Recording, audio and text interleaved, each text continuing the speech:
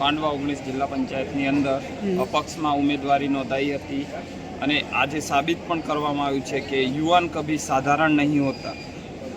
આ જીત મારી નથી, આ મારા હજારો યુવાનોની જીત છે અને આ અપક્ષની ઉમેદવારી દરેક પાર્ટીને પ્રેરણારૂપ રહેશે કે યુવાનોને ક્યારે હલકામાં લેવા જોઈએ નહીં. સર, શું નામ છે તમારું? અભિનંદન. ચૌહાણ ઇન્દ્રજીત. કેટલા મતથી વિજય થયા? 666 વોટથી આજે હું વિજય બન્યો છું અને એ મારા મતદારોના લીધે.